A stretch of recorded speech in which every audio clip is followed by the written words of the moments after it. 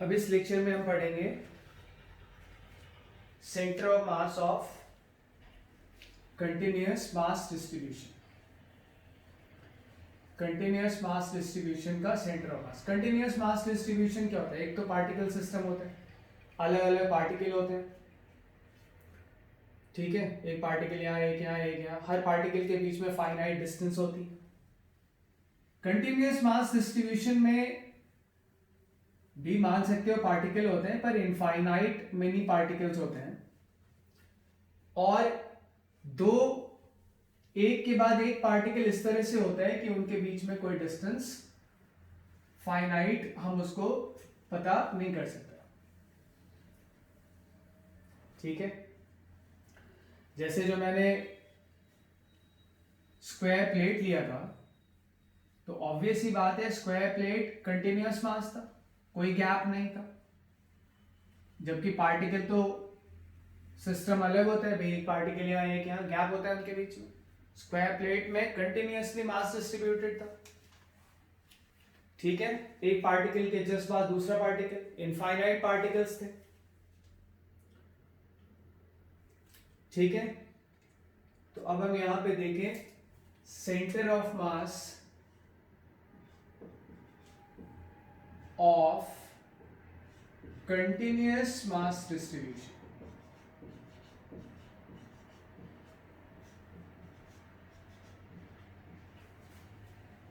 तो तुम मेरे ख्याल से कोई भी जो रियल बॉडी है, प्रैक्टिकली कोई भी बॉडी जो तुम देखते हो उसमें मास कंटिन्यूअसली डिस्ट्रीब्यूटेड होता है। दो पार्टिकल्स के बीच में कोई गैप नहीं होता। जैसे जो अभी एग्जांपल लिया था लास्ट वीडियो लेक्चर में, स्क्वायर प्लेट, सर्कुलर प्लेट वगैरह। तो ये एक हम बॉडी कंसिडर कर लें,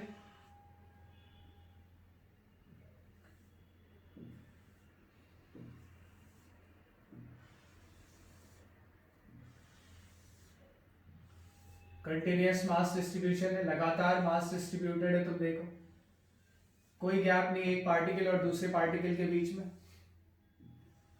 एक पार्टिकल और उसके एडजेसेंट पार्टिकल्स के बीच में कोई गैप नहीं है, इनफाइनाइट पार्टिकल्स हैं इसमें। तो ये आ गया हमारा कंटिन्यूअस मास डिस्ट्रीब्यूशन, ठीक है।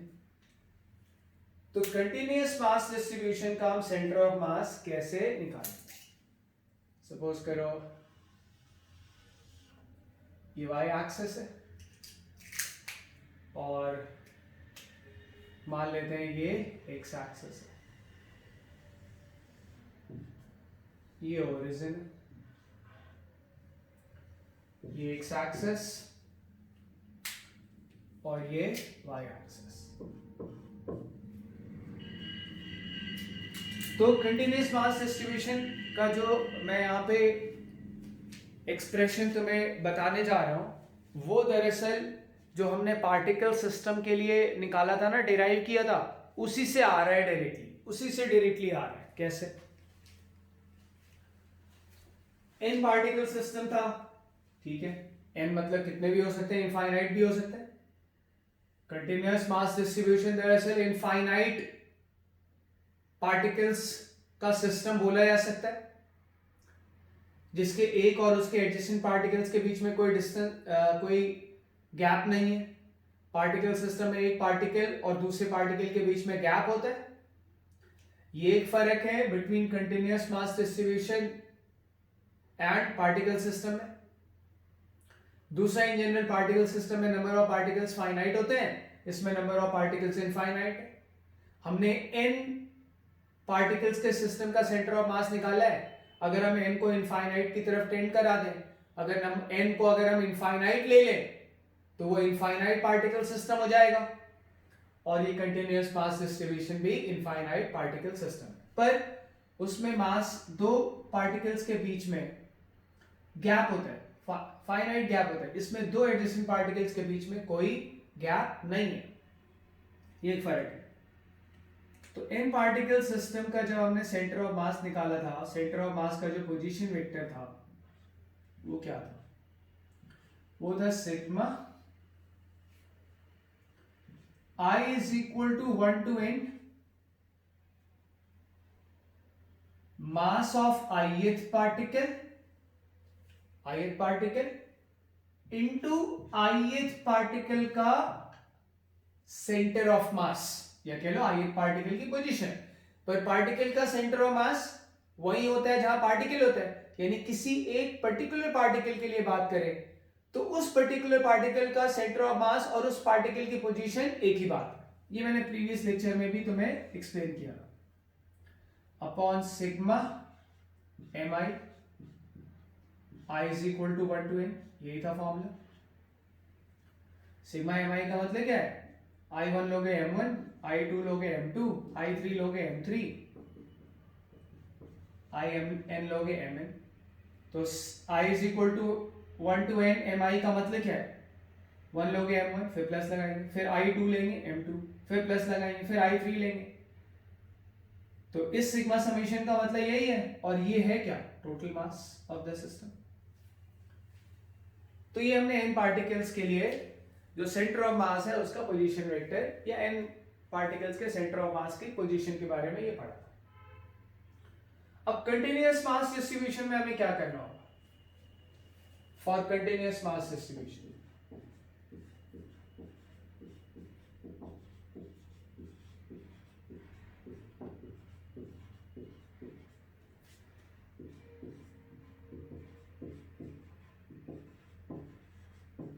अगर हम कंटिन्यूअस मास डिस्ट्रीब्यूशन की बात करें तो उसका सेंटर ऑफ मास कैसे आएगा, उसके सेंटर ऑफ मास का पोजीशन कैसे मिलेगा। नॉर्मली पोजीशन वेक्टर जब बोलते हैं तो इसका मतलब विथ रिस्पेक्ट टू ओरिजिन होता है। मान लेते हैं इस कंटिन्यूअस मास डिस्ट्रीब्यूशन का सेंटर ऑफ मास यहाँ पे, और सेंटर ऑफ मास का पोजीशन वेक्टर ये RC। तो सेंटर ऑफ मास का पोजीशन वेक्टर मतलब वेक्टर जिसका हेड होगा सेंटर ऑफ मास पे और टेल होगा ओरिजिन पे। क्योंकि जब हम बोलते हैं पोजीशन वेक्टर, बस इतना ही बोल के छोड़ देते हैं, तो इसका मतलब होता है विथ रिस्पेक्ट टू ओरिजिन। जब कंटिन्यूअस, ये देखो ये फाइनाइट डिस्क्रीट क्वांटिटी, एक के बाद दूसरा पार्टिकल फिर तीसरा पार्टिकल, दोनों के बीच में गैप। तो जब डिस्क्रीट क्वांटिटी होती है तो ऐड करने के लिए हम सिग्मा नोटेशन यूज करते हैं, और जब कंटिन्यूअस क्वांटिटी होती है, भाई सिग्मा क्या करता है, ऐड करता है। जब कंटिन्यूअस क्वांटिटी होती है तो ऐड करने के लिए हम इंटीग्रेशन यूज करते हैं। इंटीग्रेशन आ जाएगा, लिमिट्स क्या लगेगी इंटीग्रेशन की वो हम देखेंगे। यहां है mi यानी ith पार्टिकल का मास, यहां हम लिखेंगे dm, है ना।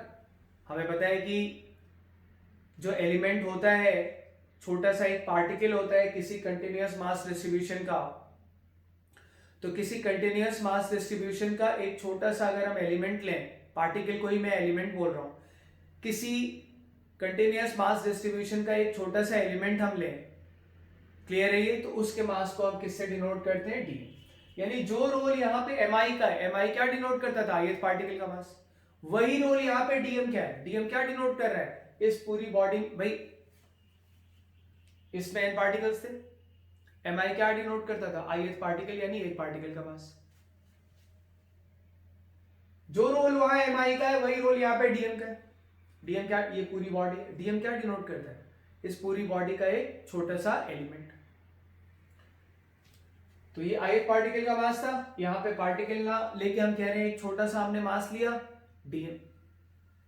ri क्या था, ith पार्टिकल का सेंटर ऑफ मास, यहां पे ri ना लिख के खाली r लिख लें, r वेक्टर।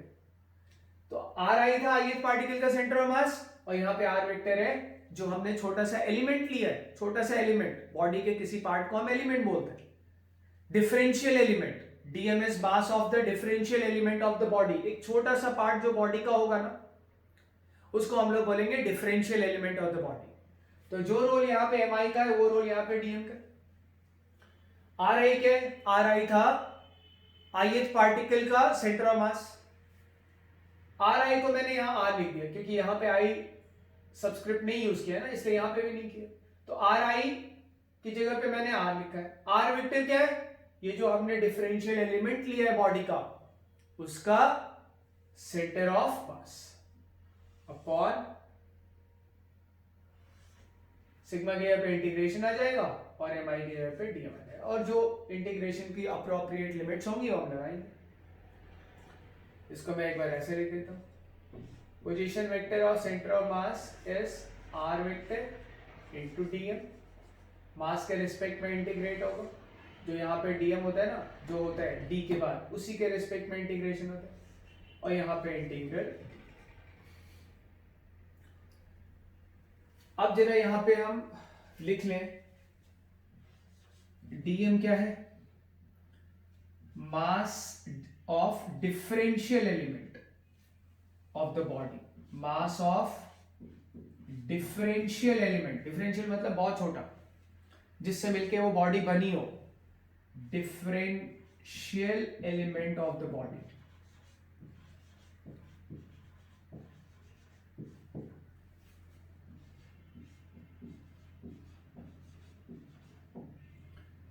आर वेक्टर क्या है, position vector of centre of mass, position vector of centre of mass of the element, that is differential element. ठीक है, इंटीग्रल डीएम क्या डिनोट करेगा भाई, डीएम क्या डिनोट कर रहा है, डीएम डिनोट कर रहा है एक एलिमेंट का मास। इंटीग्रेशन का मतलब होता है ऐड करो भाई, एक एलिमेंट, दूसरा एलिमेंट, तीसरा एलिमेंट, चौथा एलिमेंट, पांचवा एलिमेंट। इंटीग्रल डीएम का मतलब, डीएम है एक एलिमेंट का मास, और उसके इंटीग्रेशन का मतलब है कि बॉडी के जितने भी एलिमेंट्स हैं सबके मास को हम ऐड करेंगे, और बॉडी के जितने भी एलिमेंट्स हैं अगर हम उन सबके मास को ऐड करेंगे तो क्या आ जाएगा, total mass M of the body, capital.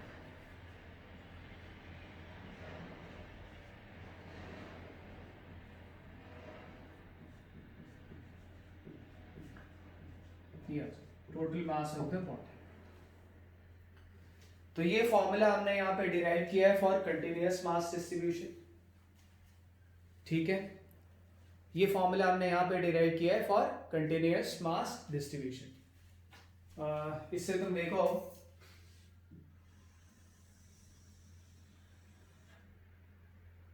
जैसे जो सेंटर ऑफ मास का पोजीशन वेक्टर है, सपोज कर लो सेंटर ऑफ मास के कोऑर्डिनेट्स है एक्सी कॉमा वाईसी, तो आरसी वेक्टर को मैं लिख सकता हूं XC I cap plus YC J cap, XC I cap plus YC J cap. R vector मान लो यहां पे हमने एक एलिमेंट ले लिया, ये एलिमेंट है ऑफ मास डीएम,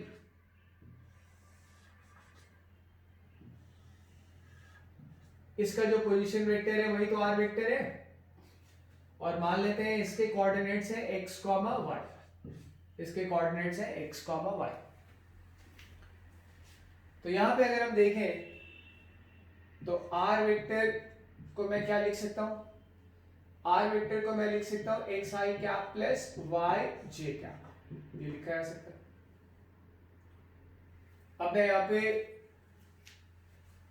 इधर लिख देता हूं थोड़ा,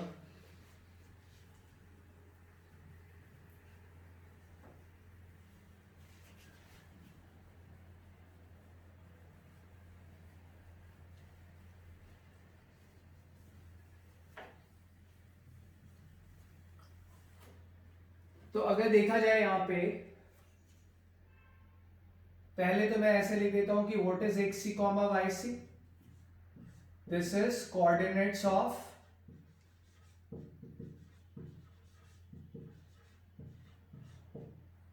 centre of mass of the body,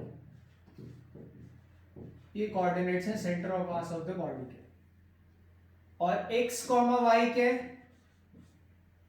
जो हमने एलिमेंट लिया है उस एलिमेंट का जो सेंटर ऑफ मास है उसके coordinates.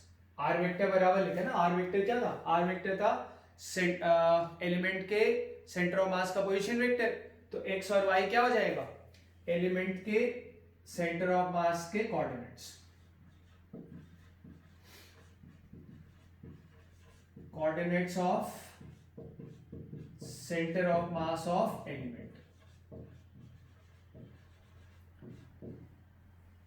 Coordinates of centre of mass of element है। अब तुम यहां पे देखो तो आरसी वेक्टर इज, मैं इस फॉर्मूले में वैल्यू रख रहा हूं, x c i cap plus y c j cap is equal to integral r x i cap plus y j cap dm upon integral dm. तो x c i cap plus y c j cap is equal to, दो अलग अलग integration बना लेंगे, एक आ जाएगा x dm i cap plus integral y dm j cap upon integral dm. ठीक है, दो अलग अलग इंटीग्रेशन बन जाएगा और हमें पता है कि LHS और RHS अगर बराबर हैं तो इक्वल तभी होंगे, थोड़ा सा नीचे कर देता हूं इसमें,